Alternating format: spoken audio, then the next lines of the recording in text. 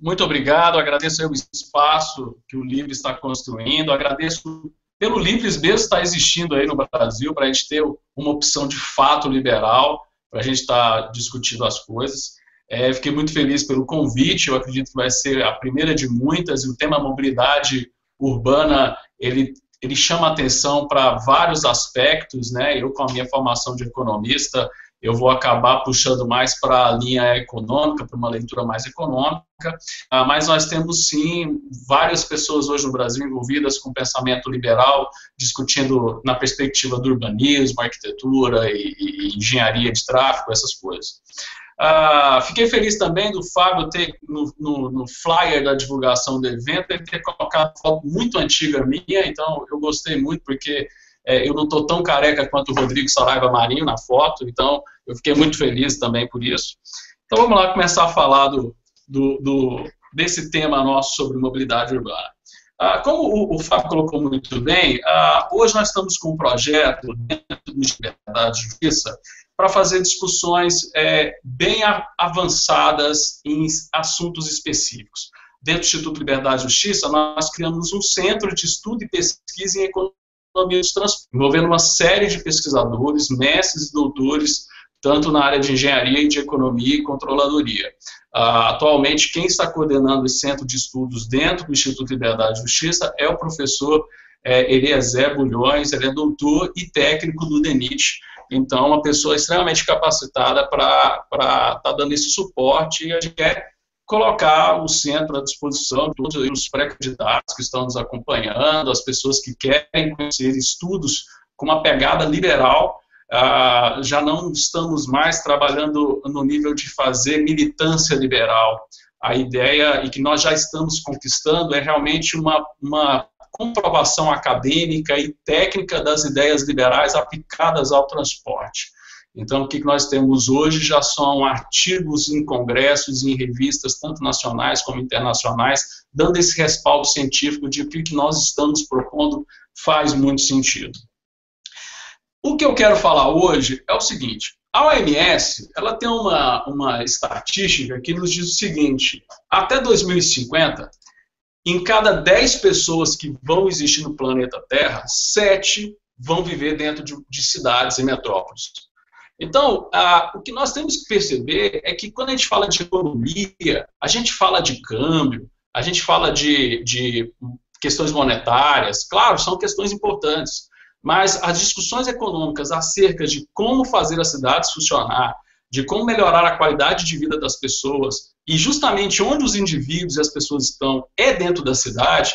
Então, é importante a gente, principalmente agora que nós estamos aí num momento de campanha dos políticos que são envolvidos diretamente com a cidade, da gente fazer uma reflexão bem extensa, e o parabéns para o Livre estar fazendo esse layout aqui, vamos fazer mais, justamente para pensarmos a cidade nesse viés novo que nós temos.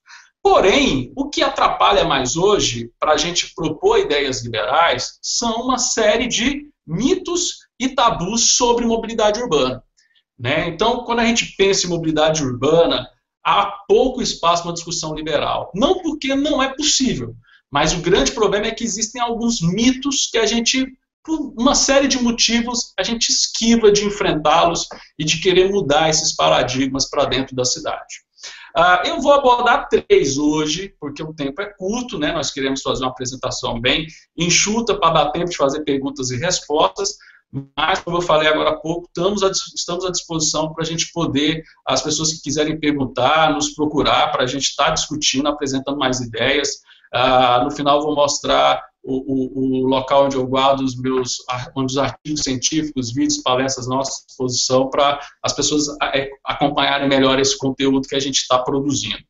Primeiro mito é que o transporte urbano é um bem público. Então, esse negócio de liberalismo não funciona, porque é bom, é bonito liberalismo, mas transporte urbano é um bem público, então a gente não pode intervir. Se a gente for ver, até o próprio Adam Smith, lá na Riqueza das Nações, o Adam Smith fala que porto, rua, rodovia, esse negócio tem que ficar na mão do Estado, tem que abrir mercado, mas para o transporte ele fez uma ressalva de que tinha que continuar na mão do Estado. Então, criou essa ideia de que é um bem público, então a gente não pode propor liberalismo. O outro é que o transporte urbano é um monopólio natural. É um outro tabu que a gente quer enfrentar hoje aqui.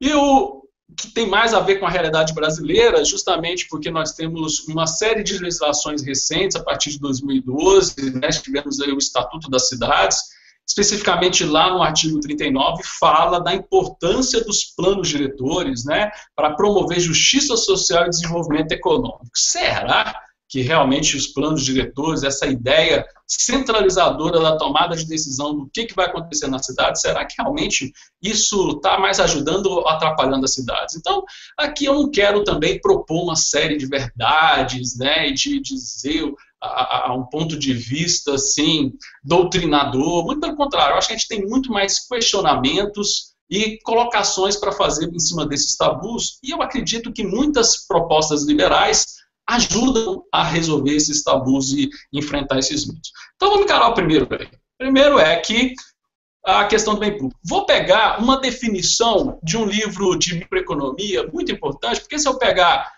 algum livro liberal, algum livro libertário lá da escola austríaca, né, vai falar assim, mas aí é tendencioso a sua definição teórica. Então vou pegar o livro do professor Mascoléu, Andrews Mascoléu, né, que é um livro de referência internacional, no mundo todo se usa esse livro é muito extenso, né, até muito considerado um autor até um pouco liberal, mas ele é bem fundamentado nas questões matemáticas, então é um manual muito importante. O que ele vai falar que é bem público?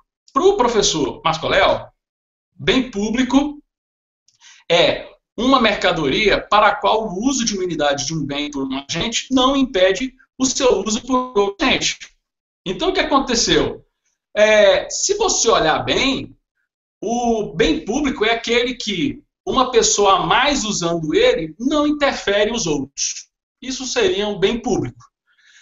Será que transporte é um bem público? Quando você vai cedo trabalhar, você encara isso daqui?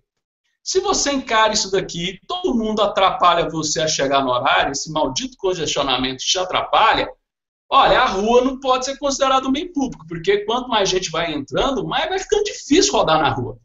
Então a rua, de uma certa forma, ela não enquadra como bem público. Aí as pessoas falam assim, Adriano, mas parar por esse lado bem público, então fica muito difícil. E realmente é muito difícil. Hoje a tecnologia, hoje uma série de questões ajudam o acesso maior das pessoas, e a teoria econômica, como fala que os recursos são escassos e as necessidades são infinitas, à medida que a gente vai criando facilidade para acesso a recursos escassos, você vai achando mais dificuldade de achar coisas que têm cara de bem público. O livro do professor Mascoléu dá um exemplo interessante de bem público. Ele fala que o conhecimento é um bem público. Aí eu vou aceitar, o Mascoléu acertou. Realmente, conhecimento, quanto mais pessoas têm acesso ao conhecimento, não atrapalha o outro a ter acesso ao conhecimento. Mas, de fato, a rua não é. Vamos para o outro fator do transporte urbano. Se uma pessoa a mais usa, ele muda, sim, a questão do uso da rua. Até mesmo a questão do uso, vamos pensar, do sistema de transporte. O ônibus. Se é um bem público, por que você tem que pagar uma tarifa? Porque a tarifa é um custo marginal, é um custo a mais, né? É uma receita a mais de você estar usando aquele ônibus. Porque se encher aquele ônibus, a empresa vai ter que ter uma receita para comprar outro ônibus para mais gente andar. Então, nós não podemos considerar que o sistema de ônibus, assim como as ruas, não podem ser considerados como bem público, né? O que nós temos no Brasil é que nós acostumamos a chamar de bem público bens que são geridos pelo governo. É por isso que no começo da apresentação eu não falei de transporte público, eu falei transporte urbano, porque é o transporte que acontece dentro da cidade, dentro das metrópoles. Mas o que nós temos hoje, como definição no Brasil para bem público, é que as pessoas acham que bem público é um bem que o governo provê. Aí a teoria econômica atrapalha mais ainda o raciocínio dessas pessoas, porque se eu também pago tarifa, ele não está sendo 100% garantido pelo governo, como recentemente a nossa Constituição foi mudada, falando que o transporte é um direito constitucional. Se é um direito constitucional, para que eu devia pagar tarifa? Então, é muito complicado você falar que o transporte é um bem público. É um pouco de hipocrisia, assim, do meu jeito, ou desconhecimento total da teoria econômica. Então, nós temos que entender que é um bem é um serviço. A rua é um bem que precisa ser mantido e precisa ser gerida com eficiência.